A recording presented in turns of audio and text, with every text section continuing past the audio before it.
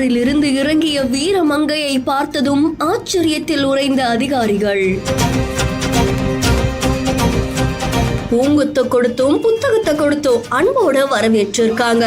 வெள்ளை உடையில் எளிமையான நடையில் சிங்க நடை போட்டு வந்த ஸ்னேகா அவர்கள்